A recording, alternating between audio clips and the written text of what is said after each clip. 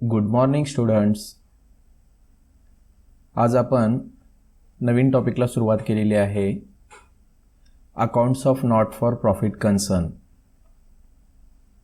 त्यामधला पहिला प्रॉब्लेम तुमच्या स्क्रीनवर आलेला आहे. Receipt and payment account for the year ended 31 March 2019. त्याचे हेडिंग आहे from the following receipt and payment account and additional information prepare income and expenditure account for the year ended 31st March 2019 and balance it as on that date. Video pause करून तुम्ही हा receipt and payment account लिहून घ्या. त्याच्यानंतर खाली additional information म्हणजे adjustment दिलेले आहेत. 5 ॲडजस्टमेंट आहेत. आता आपण तो प्रॉब्लेम सोडवणार आहोत.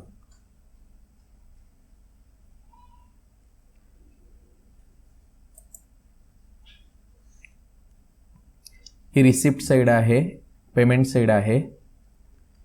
आता याचं जे ॲन्सर आहे सोल्युशन, याच्यामध्ये आपल्याला इन्कम अँड एक्सपेंडिचर अकाउंट त्याचा मी फॉर्मॅट तुमच्या स्क्रीनवर आता आलेला आहे, तयार केलेला आहे. ही क्रेडिट साईड ही इन्कम साईड आहे. ही डेबिट साईड एक्सपेंडिचर साईड आहे. I for income, E for expenditure. हा इनर कॉलम आहे, हा आउटर कॉलम आहे. फायनल अकाउंट सारखंच आहे. फायनल अकाउंटमध्ये इथं आपण trading profit and loss account prepare करत होतो. इथं त्याच्याऐवजी इन्कम अँड एक्सपेंडिचर अकाउंट आपण प्रिपेअर करणार आहोत. Income and expenditure account for the year ended 31 March 2019. Income amount rupees, expenditure amount rupees. त्यानंतर नेक्स्ट पेजवर तुम्ही बॅलन्स शीट तयार करायची आहे. Balance sheet as on 31 March. Final अकाउंटमध्ये आपण कॅपिटल म्हणत होतो, इथं कॅपिटलच्या ऐवजी कॅपिटल फंड असं म्हणायचं. कॅपिटल खाली एक 4 ओळी रिकाम्या सोडायच्या आहेत. बॅलन्स शीट आणि इन्कम अँड एक्सपेंडिचर अकाउंट तयार केलेलं आहे. ही क्लोजिंग बॅलन्स शीट असते, त्यामुळं या असेट साईडला CA असं म्हणायचं. Closing balance sheet asset side. आणि या लायबिलिटी साईडला आपण CL म्हणतोय. Closing balance sheet liability side. CA, CL, I for income, E for expenditure. Problem आहे आता तुमच्या समोर. आपण प्रॉब्लेम सोडवायला सुरुवात करूया. Receipt side. To balance brought down 3000. हा ओपनिंग कॅश किंवा बँक बॅलन्स असतो. ओपनिंग कॅश किंवा बँक बॅलन्स असतो हा. त्यामुळं हा सुरुवातीचा OA येतो. OA म्हणजे ओपनिंग बॅलन्स शीट असेटला येतो. ओपनिंग बॅलन्स शीट असेटला, त्यामुळे याला आपण लिहिणार आहोत OA. To subscription. आता इथं मला तुम्हाला सांगायचं आहे, रिसिप्ट साईडचे अकाउंट एकतर इन्कमला येतात किंवा CLला येतात. Income I for income, CL closing balance sheet liability side. आणि पेमेंटचे अकाउंट्स हे एकतर ईला येतात, एक्सपेंडिचरला येतात किंवा CAला येतात. जर हे इन्कम म्हणजे जर ही रिसिप्ट रेव्हेन्यू असेल तर ती इन्कमला घ्यायची, आणि जर कॅपिटल असेल तर ती CLला घ्यायची. आता आपण हे सोडवताना तुम्हाला लक्षात येईल कोणते इन्कम, कोणत्या रिसिप्ट रेव्हेन्यू आहेत आणि कोणत्या कॅपिटल आहेत. याच्या अगोदरच्या व्हिडिओमध्ये या टॉपिकचं इंट्रोडक्शन देत असताना मी तुम्हाला रेव्हेन्यू रिसिप्ट आणि रेव्हेन्यू इन्कम, कॅपिटल रिसिप्ट आणि capital expenditure, revenue income, revenue expenditure याबाबत माहिती दिलेली आहे. तो व्हिडिओ तुम्ही पाहिला नसेल तर तो पहा, मग तुम्हाला या प्रॉब्लेममधल्या कन्सेप्ट लक्षात येतील. तसंच सेम इकडं आहे. पेमेंटचे अकाउंट, काही अकाउंट्स एक्सपेंडिचरला येतात आणि काही अकाउंट क्लोजिंग बॅलन्स शीट असेटला येतात. जे रेव्हेन्यू पेमेंट्स आहेत ते एक्सपेंडिचरला येतात, आणि जे कॅपिटल पेमेंट्स आहेत ते क्लोजिंग बॅलन्स शीट असेटला येतात. रेव्हेन्यू म्हणजे डे टू डे इन्कम असेल किंवा डे टू डे एक्सपेन्सेस असतील, म्हणजे दररोजचे खर्च आपण जर खर्च असेल तर तो एक्सपेंडिचरला नोंदवणार आणि जर इन्कम असेल तर ते आयला नोंदवणार. ठीक आहे. आता subscription, accounts of not for profit कन्सर्नचा प्रॉब्लेम आहे हा. आणि नॉट फॉर प्रॉफिट कन्सर्नमध्ये सबस्क्रिप्शनचा अर्थ वर्गणी असा होतो. वर्गणी या संस्थांचं उत्पन्नाचा सगळ्यात महत्त्वाचा स्रोत असतो, मार्ग असतो. सोर्स ऑफ इन्कम यांचं सबस्क्रिप्शनमधून येत असतं. यांचे जे मेंबर्स असतात हे संस्थेला सबस्क्रिप्शन देत असतात. त्यामुळे सबस्क्रिप्शन हे त्यांचं रेव्हेन्यू इन्कम आहे आणि रेव्हेन्यू इन्कम आपण कुठे घेतोय? आयला घेतोय. त्यामुळे इथं येईल आय इन्कम. डोनेशन, आता डोनेशन हे रेव्हेन्यू इन्कम पण असू शकतं आणि कॅपिटल इन्कम पण असू शकतं. इथं आपल्याला क्लिअर दिलेलं आहे डोनेशन रेव्हेन्यू. आता हे रेव्हेन्यू असल्यामुळं आपण इन्कमला नोंदवणार आहोत. त्यामुळे इथं आपण लिहिणार आहोत आय. Next entrance fees. एंट्रन्स फीचा अर्थ आहे प्रवेश फी. म्हणजे या संस्थेचे तुम्ही मेंबर होण्यासाठी तुम्हाला काही प्रवेश फी द्यावी लागणार आहे. सेम डोनेशनसारखं एंट्रन्स फी रेव्हेन्यू इन्कम असू शकेल किंवा कॅपिटल इन्कम असू शकेल. एंट्रन्स फीबाबत आपण काही ॲडजस्टमेंट आल्या का पाहूया. आलेली आहे. ॲडजस्टमेंट नंबर 4 आहे 50% एंट्रन्स फी शुड बी कॅपिटलाइज्ड. आता त्यामुळं एंट्रन्स फी आपण आता कुठं रेकॉर्ड करणार आहोत पहा. ॲडजस्टमेंटमध्ये सांगितलेलं आहे 50% entrance fees should be capitalized. Capitalize याचा अर्थ 50% एंट्रन्स फी कॅपिटलमध्ये अधिक करा आणि कॅपिटल असतं क्लोजिंग बॅलन्स शीट लायबिलिटीला. याचा अर्थ एंट्रन्स फीमधील 50% रक्कम म्हणजे आता 4000 एंट्रन्स फी आहे त्यापैकी 2000 entrance fee closing balance sheet लायबिलिटीला रेकॉर्ड करा असं सांगतात. मग उरलेले 2000 कुठं असणार आहेत? तर इन्कमला असणार आहेत. आता सुरुवातीला आपण सर्व एंट्रन्स फी इन्कमला रेकॉर्ड करणार आहोत आणि ॲडजस्टमेंटमध्ये ही 50% कॅपिटलाइज करणार आहोत. त्यामुळे एंट्रन्स फीला मी आय लिहितोय इन्कम. इंटरेस्ट, आता हे इंटरेस्ट रेव्हेन्यू आयला येणार का सीएलला येणार? जर ते रेव्हेन्यू इन्कम असेल तर इन्कमला येणार, रेव्हेन्यू रिसिप्ट असेल तर इन्कमला येणार आणि कॅपिटल रिसिप्ट असेल तर सीएलला येणार. इंटरेस्ट हा डे टू डे इन्कमचा भाग आहे त्यामुळं हे येणार आयला येणार इन्कम. नेक्स्ट आता आपण पेमेंट साईडला येऊया. सेम पेमेंटचे अकाउंट्स एकतर ईला जातील किंवा सीएला येतील, एक्सपेंडिचरला येतील किंवा सीएला येतील. सॅलरीज, सॅलरीज हा डे टू डे एक्सपेन्सेस आहे. डे टू डे एक्सपेन्सेस आपण ईला रेकॉर्ड करतो त्यामुळे सॅलरीजला लिहा E for expenditure. Printing and stationery is also day to day expenses E. Commission, commission पेमेंटला आलेला आहे एकतर ते ईला येईल किंवा सीएला येईल. जर तो कॅपिटल एक्सपेन्सेस असेल, भांडवली खर्च असेल तर तो सीएला येईल. कमिशन हा रेव्हेन्यू एक्सपेन्सेस आहे त्यामुळे तो ईला येईल. रेंट, रेंट सुद्धा ईला रेकॉर्ड करणार आहोत. इलेक्ट्रिसिटी चार्जेस, इलेक्ट्रिसिटी चार्जेस आहेत हे त्यामुळे तो रेव्हेन्यू आहे ईला येईल. फर्निचर, आता फर्निचर ईला रेकॉर्ड करायचं का सीएला रेकॉर्ड करायचं? इथं तुम्हाला लक्षात येईल कोणते एक्सपेन्सेस रेव्हेन्यू आहेत आणि कोणते एक्सपेन्सेस कॅपिटल आहेत. पेमेंट याचा अर्थ आपण ह्याच्यावर खर्च केलेला आहे. सॅलरी 4000 खर्च केलेली आहे, प्रिंटिंगवर 1000 रुपये खर्च केलेले आहेत, फर्निचरसाठी आपण 8000 रुपये खर्च केलेले आहेत. फर्निचर हा आपला डे टू डे एक्सपेन्सेस नाही आहे, फर्निचर हा कॅपिटल एक्सपेन्सेस आहे त्यामुळे फर्निचर सीएला येणार. त्यामुळे फर्निचरला लिहा CA. By balance carried down, जसं सुरुवातीला टू बॅलन्स ब्रॉट डाऊन आलेला आहे तसं at the end of year इथं बाय बॅलन्स कॅरीड डाऊन येतो. हा ओपनिंग कॅश किंवा बँक अकाउंट असतो आणि हा क्लोजिंग कॅश किंवा बँक अकाउंट असतो. हा ओपनिंग ओएला येतो आणि हा क्लोजिंग सीएला येतो.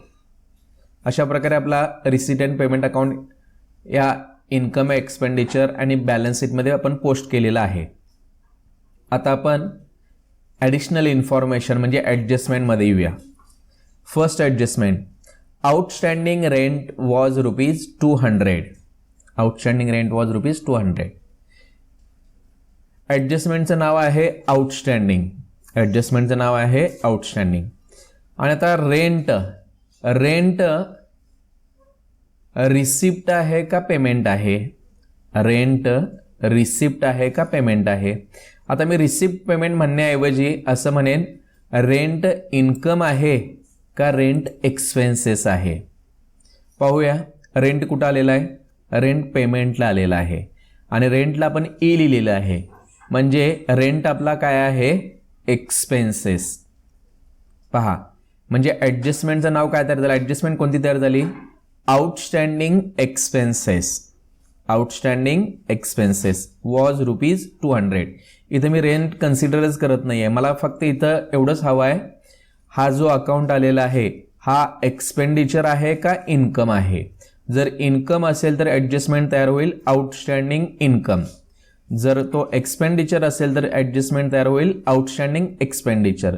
आता रेंट हे इन्कम का एक्सपेंडिचर कशावरून ठरवायचं? जर ते रेंट पेमेंटला आला असेल तर ते एक्सपेंडिचर होईल, जर रिसिप्टला आला असेल तर ते इन्कम होईल. या प्रॉब्लेममध्ये रेंट पेमेंटला आलेला आहे, त्यामुळे ते काय झालेलं आहे? एक्सपेंडिचर. त्यामुळे ही ॲडजस्टमेंट तयार झालेली आहे आउटस्टँडिंग एक्सपेन्सेस किंवा आउटस्टँडिंग एक्सपेंडिचर. Outstanding expenditure. आता नॉट फॉर प्रॉफिट कन्सर्नच्या प्रॉब्लेममध्ये ह्या आउटस्टँडिंग किंवा ॲडव्हान्सच्या ॲडजस्टमेंट 2 वर्षासाठी येतात.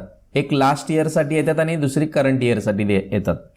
आता या ॲडजस्टमेंटमध्ये आपल्याला काय दिलं आहे का? ही ॲडजस्टमेंट लास्ट इयरसाठी आहे, करंट इयरसाठी आहे, असं काही दिलं आहे का? काही दिलं नाही, फक्त दिलेलं आहे आउटस्टँडिंग रेंट वॉज ₹200.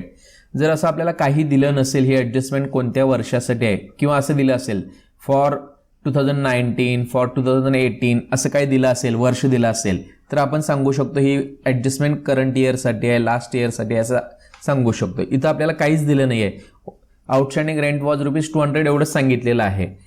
त्यामुळे इथं आपण ॲझ्युम करणार आहोत, गृहीत धरणार आहोत ही ॲडजस्टमेंट करंट इयरसाठी आहे. ही ॲडजस्टमेंट करंट इयरसाठी आहे. त्यामुळे पुन्हा ॲडजस्टमेंट तयार झाली outstanding expenses for current year. Outstanding expenses for current year. पहा, मी कुठून तुम्हाला ॲडजस्टमेंटचा अर्थ इथंपर्यंत आणलेला आहे. आउटस्टँडिंग आलं, त्यानंतर रेंट मला पेमेंटला सापडलं, त्यामुळे हे रेंट एक्सपेंडिचर आहे. ॲडजस्टमेंट तयार झाली आउटस्टँडिंग एक्सपेंडिचर. मी पुन्हा पाहिलं वर्ष दिलं आहे का, करंट इयर लास्ट इयर दिलं आहे का, नाही दिलेलं आहे. त्यामुळे मी असं अज्युम केलं ही ॲडजस्टमेंट फॉर करंट इयरसाठी आहे. ॲडजस्टमेंटचं नाव तयार झालं outstanding expenditure for current year. इथे एक चार्ट आहे, याच्या अगोदरच्या व्हिडिओमध्ये मी तुम्हाला हा चार्ट अगदी व्यवस्थित समजून सांगितलेला आहे. हा चार्ट तुम्ही वहीमध्ये लिहून सुद्धा घेऊ शकता. ॲडजस्टमेंट आउटस्टँडिंगचे आहे, त्यामुळे इथं आलो आपण आउटस्टँडिंग. नेक्स्ट हे आय फॉर इन्कम आहे, ई फॉर एक्सपेंडिचर आहे. Outstanding expenditure, outstanding expenditure current year, outstanding expenditure current year. याचे 2 इफेक्ट आहेत पहा. याचा पहिला इफेक्ट आहे तो एक्सपेंडिचर प्लस करायचा आणि सेकंड इफेक्ट कुठं दाखवायचा? CLला दाखवायचा. CL means closing balance sheet liability side. Outstanding expenditure current year plus CL 2 effect झाले. ठीक आहे. आता आपण इथे इफेक्ट लिहूया ॲडजस्टमेंटचे. पहिला इफेक्ट प्लस येईल आणि दुसरा इफेक्ट CL येईल. Outstanding expenditure current year plus CL. आता याची टिकमार्क करूया रेंटला. इथं रेंटला तुम्ही टिकमार्क करा, मी रेंट हायलाईट करतोय. पहिली ॲडजस्टमेंट संपली. Next subscription includes ₹1000 as subscription received in advance and subscription outstanding for current year was ₹500. आता इथं 2 ॲडजस्टमेंट आहेत. एक ॲडजस्टमेंट ॲडव्हान्सची आहे आणि दुसरी ॲडजस्टमेंट आउटस्टँडिंगची आहे. 1000 for advance and 500 for outstanding. यातल्या पहिल्या ॲडजस्टमेंटचा आपण विचार करूया. त्याच्या अगोदर सबस्क्रिप्शन, सबस्क्रिप्शन इन्कम आहे का एक्सपेंडिचर आहे पाहायचं. जर ते रिसिप्टला आला असेल तर ते काय असेल, इन्कम असेल, आणि जर ते पेमेंटला आला असेल तर ते काय असेल, एक्सपेंडिचर असेल. मला सबस्क्रिप्शन इथं सापडतंय पहा. याचा अर्थ सबस्क्रिप्शन काय आहे, इन्कम. म्हणजे आपली ॲडजस्टमेंट काय तयार होणार आहे पहा. सबस्क्रिप्शन, आता आमच्या दृष्टीनं सबस्क्रिप्शन हा अकाउंटच असणार नाही, आमच्या दृष्टीनं काय असणार आहे, income. Subscription include 1000 as subscription received in advance. म्हणजे ॲडजस्टमेंट तयार झाली, ॲडव्हान्स सबस्क्रिप्शन, ॲडव्हान्स सबस्क्रिप्शन. आता मी त्याला सबस्क्रिप्शन म्हणण्याऐवजी त्याला म्हणणार आहे इन्कम. म्हणजे ॲडजस्टमेंट तयार झाली, ॲडव्हान्स इन्कम. ॲडजस्टमेंट तयार झाली, ॲडव्हान्स इन्कम. मी इथं लिहितो. यातली पहिली ॲडजस्टमेंट आहे ॲडव्हान्स इन्कम.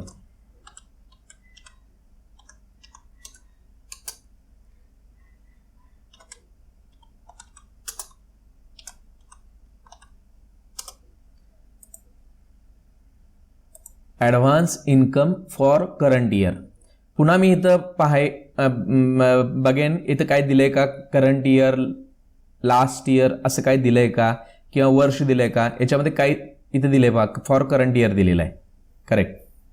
म्हणजे ॲडजस्टमेंट काय तयार झाली, advance income for current year.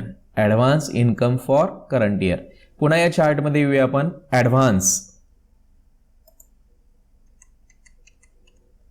इथं आहे पहा, advance, advance income for current year.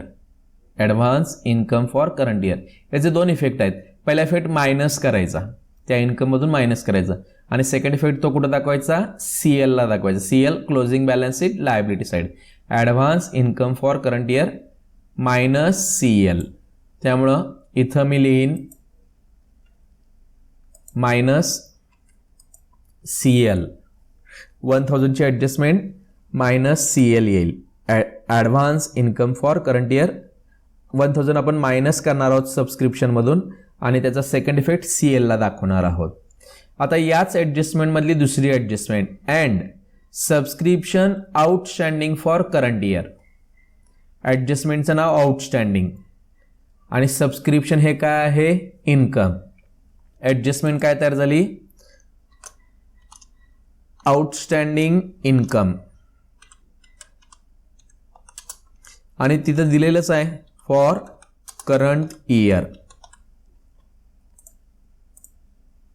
Outstanding income for current year. पहा, आउटस्टँडिंग सबस्क्रिप्शन हे इन्कम आहे, outstanding income for current year ₹500. याचा इफेक्ट पाहूया आपण. आउटस्टँडिंगच्या चार्टमध्ये येऊया. हा ॲडव्हान्स आणि प्रीपेडचा चार्ट आहे, हा आउटस्टँडिंगचा चार्ट आहे. Outstanding income for current year, outstanding income for current year plus plus, आणि हे इन्कम असल्यामुळे याचा सेकंड इफेक्ट कुठं, CAला. Outstanding income for current year plus CA लिहूया आपण इथं या ॲडजस्टमेंटला. फर्स्ट इफेक्ट प्लस करणार आपण, आणि सेकंड इफेक्ट CA. या सबस्क्रिप्शनला दोन ॲडजस्टमेंट आल्या. एक ॲडजस्टमेंट आली advance income for current year, second outstanding income for current year. सबस्क्रिप्शनला आपण टिक मार्क करूया. इथं मी हायलाईट करतोय, तुम्ही सबस्क्रिप्शनला 2 टिक मार्क करा. 2 ॲडजस्टमेंट आहेत. जेव्हा 2 ॲडजस्टमेंट येतात तेव्हा सबस्क्रिप्शनच्या खाली 3 ओळी रिकाम्या सोडायच्या. ठीक आहे. Next, number 3, depreciate furniture at 8% per annum. Adjustment depreciation आहे, फायनल अकाउंट सारखीच ॲडजस्टमेंट आहे. इथं इफेक्ट थोडासा वेगळा आहे. पहिला इफेक्ट डेप्रिसिएशन मायनस करायचं, आणि तो आपला एक्सपेंडिचर असल्यामुळं आपण ईला रेकॉर्ड करणार आहोत, मायनस E. आता डेप्रिसिएशनची ॲडजस्टमेंट आपण फर्निचरला करणार आहोत, त्यामुळे इथं फर्निचरला टिक मार्क करा. मी फर्निचर हायलाईट केलेलं आहे. Number 4, 50% entrance fees should be capitalized. 50% entrance fee capitalize करा. ह्या ज्या नॉट फॉर प्रॉफिट कन्सर्न्स आहेत, म्हणजे नफा न मिळवणाऱ्या संस्था, या मिळणाऱ्या रिसिप्ट म्हणजे उत्पन्न, हे रिसिप्ट हे त्यांचं उत्पन्न असतं आणि पेमेंट हे त्यांचे खर्च असतात. या उत्पन्नाचा काही भाग भविष्यातील तरतूद म्हणून राखून ठेवतात, कॅपिटल म्हणून कॅपिटलमध्ये त्या रकमा त्या ॲड करतात, त्याला कॅपिटलाइज असं म्हणतात. एंट्रन्स फी मधील 50% रक्कम कॅपिटलाइज करायची आहे. म्हणजे ही जी एंट्रन्स फी आहे, प्रवेश फी त्याला असं म्हणतात, त्यापैकी 50% फी आपण कॅपिटलाइज करणार आहोत, म्हणजे कॅपिटलमध्ये अधिक करणार आहोत. त्यामुळे या ॲडजस्टमेंटचा इफेक्ट येतो. एंट्रन्स फी आता आपण कुठं दाखवलेली आहे, इन्कमला दाखवलेली आहे. या इन्कममधून 50% म्हणजे 2000 रुपये आपण वजा करणार आहोत. त्यामुळे पहिला इफेक्ट येईल आय मायनस, इन्कमला आपण हे मायनस करणार आहोत. आणि सेकंड इफेक्ट कॅपिटलमध्ये प्लस करणार आहोत. कॅपिटलमध्ये प्लस करणार आहोत. कॅपिटल CLला येतं, त्यामुळे CL plus I minus CL plus entrance fee. Entrance फीला tick mark करा. एंट्रन्स फीला टिक मार्क करा. Last adjustment. आता ही ॲडजस्टमेंट नाही आहे, ही इन्फॉर्मेशन आहे. Capital fund was ₹3000. वर्ष यांचा कॅपिटल फंड आहे 3000. हा कॅपिटल फंड येईल CLला. कॅपिटल फंड कुठे येईल, CLला. त्यामुळे ही ॲडजस्टमेंट नाही, याचा फक्त सिंगल इफेक्ट येतो, CLला मांडायचे. ठीक आहे. आता प्रॉब्लेम आपण सोडवलेला आहे, पूर्ण वाचलेला आहे आणि ॲडजस्टमेंट पण आपण बघितलेले आहेत. आता आपण प्रत्यक्षात प्रॉब्लेम सोडवूया. तुमच्या स्क्रीनवर एक blank income and expenditure I&E account आलेला आहे. नेक्स्ट पेजवर तुम्ही बॅलन्स शीट तयार करा. फायनल अकाउंटसारखीच बॅलन्स शीट आहे. व्हिडिओ पॉज करून तुम्ही इन्कम अँड एक्सपेंडिचर आणि बॅलन्स शीट तयार करा. मग आपण हा प्रॉब्लेम सोडवूया.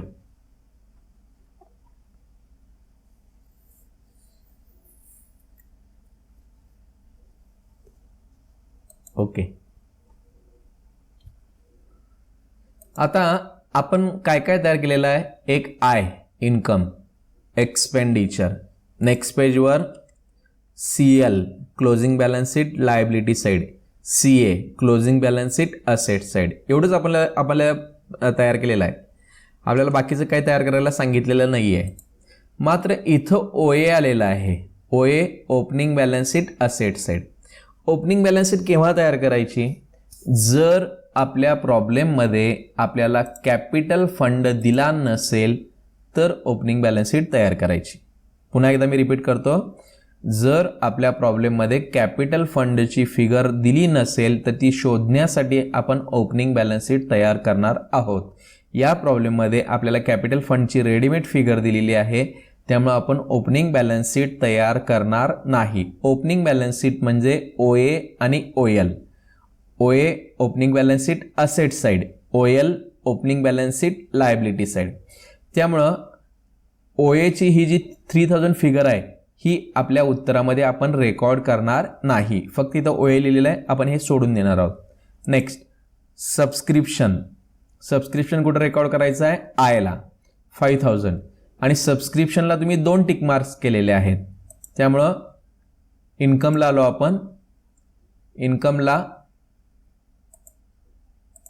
बाय सबस्क्रिप्शन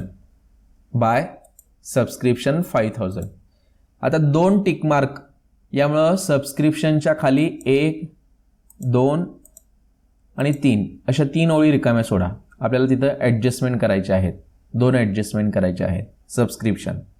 नेक्स्ट डोनेशन कुठं रेकॉर्ड करायचं आहे, इन्कमला. टिकमार्क आहे का, नाही. टिकमार्क नसेल तर आउटर कॉलम, टिकमार्क असेल तर इनर कॉलम. डोनेशन इन्कमला 5000. By donation 5000. Next to entrance fee कुठं रेकॉर्ड करणार आहात तुम्ही, इन्कमला. टिकमार्क आहे का, यस. इनरला रेकॉर्ड करणार 4000. किती टिकमार्क आहेत, 1 टिकमार्क. याचा अर्थ एंट्रन्स फीच्या खाली आपण 1 लाईन ब्लँक सोडणार आहोत ॲडजस्टमेंटसाठी. Entrance fees 4000 इन्कमला. आपण इन्कमला येऊया. By entrance fees 4000. Next interest कुठं रेकॉर्ड करायचं, इन्कमला. टिकमार्क आहे का, नाही. नसेल outer column. By interest ₹1000. By interest ₹1000. Next आपली रिसिप्ट बाजू संपलेली आहे. आता आपण पेमेंटला आलेलो आहोत. By salaries, by printing and stationery, by commission. तुम्ही इथं पाहिलं असेल हे सगळे काय आहेत, एक्सपेंडिचर आहेत. त्यामुळे हे सगळे अकाउंट, हे तिन्ही अकाउंट आपण कुठं रेकॉर्ड करणार आहोत, एक्सपेंडिचरला. याला टिकमार्क आहे का, या 3 अकाउंट्सना नाही. त्यामुळे या तिन्ही अकाउंटच्या फिगर्स आउटर कॉलमला मांडायच्या. Salary, printing and stationery, commission. चला रेकॉर्ड करूया आपण. To salaries, to printing and stationery, to commission.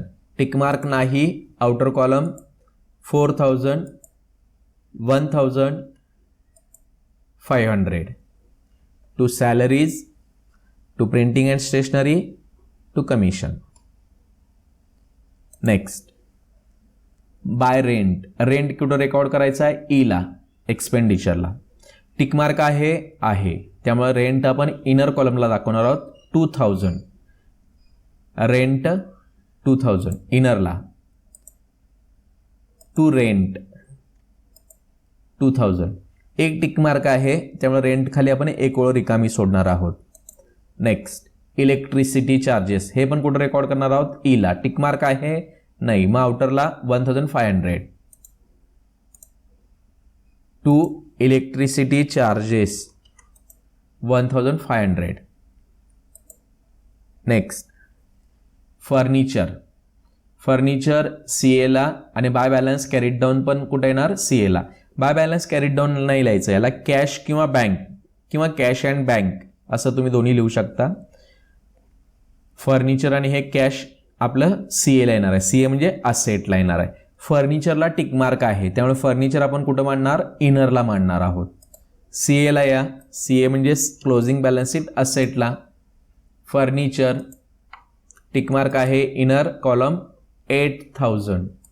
Next cash tick mark नाही, आउटर कॉलम 1000. आपला रिसिप्ट पेमेंट संपलेला आहे. आता आपण ॲडजस्टमेंटमध्ये येऊया. First adjustment, outstanding rent was ₹200. याचे 2 इफेक्ट आहेत. फर्स्ट इफेक्ट प्लस करायचा आणि सेकंड इफेक्ट ते सीएलला दाखवायचं. प्लस कशात करायचं, तर रेंटमध्ये प्लस करायचं. किती रुपये प्लस करायचं, 200. काय लिहायचं त्याला, outstanding expenses for current year. Outstanding expenses for current year. Rent to rent, रेंटच्या खाली लिहा प्लस आउटस्टँडिंग. तुम्ही लिहिणार असाल तर लिहा plus outstanding for current year, inner column 200, total in outer column ₹2200. हा झाला फर्स्ट इफेक्ट प्लस. याचा सेकंड इफेक्ट कुठं आहे, सीएलला, क्लोजिंग बॅलन्स शीट लायबिलिटीला.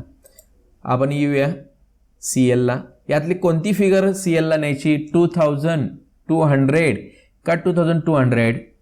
आउटस्टँडिंग आहे आपलं 200, त्यामुळे 200 सीएलला येणार आहे. सीएलला या. इथे कॅपिटलसाठी आपण एक 4 ओळी रिकाम्या सोडलेल्या आहेत. Outstanding rent, outer column 200, outstanding rent 200. Next subscription include 1000 as received in advance. पहिली ॲडजस्टमेंट 1000ची. Advance income for current year. First effect minus, second effect CL. First effect minus, second effect CL. Minus कशामधून करायचं, सबस्क्रिप्शनमधून minus करायचं. काय लिहायचं, advance subscription किंवा advance income. किती मायनस करायचे, 1000. आणि सेकंड इफेक्ट कुठं दाखवायचा, सीएलला. सबस्क्रिप्शनमध्ये येऊया आपण. बाय सबस्क्रिप्शन लेस ॲडव्हान्स सबस्क्रिप्शन, लेस ॲडव्हान्स सबस्क्रिप्शन 1000. खाली आन्सर येईल 4000. हा झाला फर्स्ट इफेक्ट, मायनस केले. सेकंड इफेक्ट कुठं याचा, मायनस सीएल. सीएलला येणार आहे, क्लोजिंग बॅलन्स शीट लायबिलिटीला. आता सीएलला यातली कोणती फिगर न्यायची, 5000, 1000 और 4000. करेक्ट. ॲडव्हान्स किती आहे 1000 आहे, त्यामुळे ॲडव्हान्स सबस्क्रिप्शन तेवढी CLला येईल 1000. आपण CLला येऊया. Advance subscription for current year 1000. Advance subscription for current year 1000. Next, outstanding income for current year, यामधली दुसरी adjustment. Outstanding income for current year 500. याचा इफेक्ट काय, प्लस आणि CA. 500 आपण प्लस करणार आहोत. कशामध्ये प्लस करायचे, सबस्क्रिप्शनमध्ये. आणि सेकंड इफेक्ट कुठं दाखवायचा, CAला दाखवायचा, क्लोजिंग बॅलन्स शीट असेटला 500. सबस्क्रिप्शनमध्ये आपण प्लस करूया, plus outstanding for current year ₹500. Outer column 4500. हा झाला फर्स्ट इफेक्ट, प्लस. आणि सेकंड इफेक्ट कुठं आहे, CAला. यातली CAला कोणती फिगर नेऊया क्लोजिंग बॅलन्स शीट असेटला, 4500 और 4500, करेक्ट, 500 आउटस्टँडिंग आहेत, त्यामुळे 500 CAला येतील क्लोजिंग बॅलन्स शीट असेटला. Outstanding subscription for current year, outstanding subscription for current year ₹500. Next, adjustment number 2 झाली complete. Adjustment number 3, depreciate -E. Depreciation minus करायचं, कशामध्ये मायनस करायचं, फर्निचरला. फर्निचर्स कुठं असतात, तर CAला असतात, CAला मायनस करायचं आहे. आणि सेकंड इफेक्ट तो आपला एक्सपेंडिचर आहे, त्यामुळे Eला रेकॉर्ड करायचा. आपण असेटला येऊया, CAला येऊया. CAला आपण फर्निचरला ऑलरेडी एक वेळ रिकामी सोडलेली आहे. फर्निचरच्या खाली लिहा लेस डेप्रिसिएशन 8%. 8000च्या 8%, 640. सेकंड वजाबाकी आउटरला 7360. हा झाला फर्स्ट इफेक्ट, मायनस. आणि या ॲडजस्टमेंटचा सेकंड इफेक्ट कुठं आहे, Eला. E for expenditure. एक्सपेंडिचरला लिहा to depreciation dash furniture ₹640. To depreciation 640. Next, 50% entrance fees should be capitalize. 50% entrance fee काय करायची आहे, कॅपिटलाइज करायची आहे. कॅपिटलाइजचे 2 इफेक्ट आहेत. पहिला इफेक्ट I मायनस, इन्कममध्ये मायनस करायचं, एंट्रन्स फीमधून ते मायनस करायचं. आपण मायनस करूया एंट्रन्स फीमधून 50%. आणि सेकंड इफेक्ट CLला प्लस करायचं आहे. एंट्रन्स फी, एंट्रन्स फीच्या खाली लिहा लेस 50% कॅपिटलाइज्ड, लेस 50% कॅपिटलाइज्ड. याचा अर्थ नेमका काय आहे, एंट्रन्स फी हे या संस्थेचं इन्कम आहे, त्यापैकी 50% इन्कम म्हणजे 50% एंट्रन्स फी ते रेव्हेन्यू इन्कम म्हणून दाखवू इच्छितात, त्यामुळे ते इन्कमला येणार आहे. आणि उरलेले 50% ते कॅपिटल इन्कम म्हणून दाखवू इच्छितात, त्यामुळे ते 50% कॅपिटलमध्ये ॲड होणार आहेत. त्यामुळे इथे आपण वजा करणार आहोत लेस 50% कॅपिटलाइज. 50% 4000च्या 50% म्हणजे निम्मे 2000, आउटरला 2000. हा झाला फर्स्ट इफेक्ट. याचा सेकंड इफेक्ट काय आहे, मायनस. आणि सेकंड इफेक्ट CL प्लस, CLमध्ये अधिक करायचं आहे. CLमध्ये कशात अधिक करायचं आहे, तर कॅपिटलमध्ये अधिक करायचं आहे. कॅपिटलाइज, कॅपिटलमध्ये अधिक करायचं. आपण कॅपिटलमध्ये येऊया. कॅपिटल फंडच्या खाली लिहा ॲड एंट्रन्स फीज. तुम्ही हवं असेल तर लिहा ॲड 50% एंट्रन्स फीज. इनरला येईल 2000, इनरला येईल 2000. नेक्स्ट, लास्ट ॲडजस्टमेंट इन्फॉर्मेशन आहे.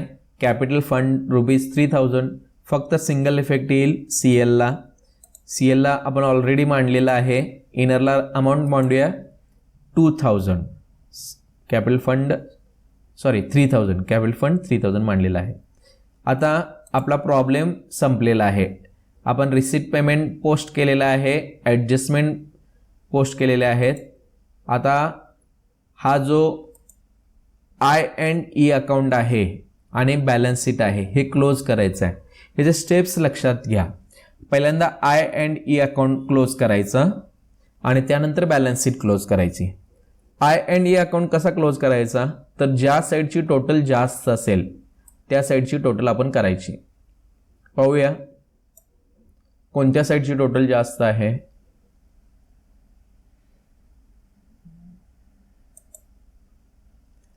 आपल्याला असं दिसतंय क्रेडिट म्हणजे इन्कम साईडची टोटल जास्त आहे. ती आपण टोटल करणार आहोत 12,500.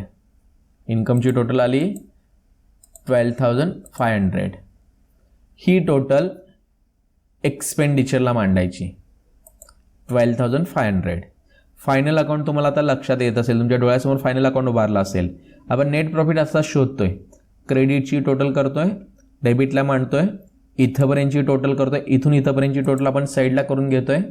ती टोटल येते 9,840 आणि या 12,500 मधून हे मायनस करायचे, याच्यामधून हे मायनस. येणारं उत्तर असेल आपला सरप्लस. येणारं उत्तर आपला असेल सरप्लस. मी हायलाइट करतोय 2,660. दिस इज आवर सरप्लस. इथं लिहा टू सरप्लस. सरप्लस या नॉट फॉर प्रॉफिट कन्सर्न्स आहेत, नफा न मिळवणाऱ्या संस्था आहेत, त्यामुळे याला ते नेट प्रॉफिट म्हणत नाहीत, त्याच्याऐवजी ते काय म्हणतात, सरप्लस म्हणतात. फायनल अकाउंटमध्ये आपण असंच केलेलं आहे. पहा, एक क्रेडिटची टोटल केली, इकडं डेबिटला मांडली, इथंपर्यंतची टोटल केली, याच्यामधून ही टोटल, या रकमेतून ही रक्कम वजा केली, येणारा उत्तर आपला नेट प्रॉफिट होता. जर डेबिटला फरक आला तर आपण इकडे नेट प्रॉफिट लिहित होतो आणि क्रेडिटला फरक आला तर इकडे आपण नेट लॉस लिहित होतो. तसं जर इकडे क्रेडिटला फरक आला तर इथं नेट लॉस नाही लिहायचं, इकडे लिहायचं बाय डेफिसिट. इथं लिहायचं बाय डेफिसिट. पुढच्या एखाद्या प्रॉब्लेममध्ये आपण डेफिसिटचा आपण प्रॉब्लेम पाहू. ठीक आहे. आता आपण सरप्लस आपण कॅल्क्युलेट केलेला आहे. सरप्लस आलेला आहे 2,660. हे आहे सरप्लस. याला मराठीमध्ये आधिक्य किंवा वाढावा असंही म्हणतात. फायनल अकाउंट प्रमाणेच सरप्लस कॅपिटलमध्ये ॲड करायचं आहे. पहा, फायनल अकाउंटमध्ये नेट प्रॉफिट आपण कॅपिटलमध्ये काय करतो, ॲड करतो. तसं इथं सुद्धा सरप्लस कॅपिटलमध्ये ॲड करायचं आहे. Plus surplus 2,660. याची टोटल करूया. जी टोटल येते 5,000 प्लस सरप्लस 2,660, आउटरला 7,660. प्रॉब्लेम संपलेला आहे. आता आपण बॅलन्स शीट क्लोज करूया. दोन्ही साईडची टोटल काय यायला पाहिजे, सेम यायला पाहिजे. आपण चेक करूया, तुम्हीही करा. लायबिलिटी साईडची टोटल येते 8,860. सीएची टोटल येते 8,860. अशा प्रकारे आपला प्रॉब्लेम टॅली आलेला आहे. थँक्यू. जर तुम्हाला हे समजलं नसेल तर याच्या अगोदर या टॉपिकचा एक इंट्रोडक्टरी पार्टचा व्हिडिओ मी तयार केलेला आहे. तो व्हिडिओ तुम्ही काळजीपूर्वक पहा. याच यूट्यूब चॅनलवर आहे तो. तर तुम्हाला ते लक्षात येईल आणि जसे जसे आपले प्रॉब्लेम होतील तसे तुम्हाला हा टॉपिक आणखी क्लिअर होईल. थँक्यू.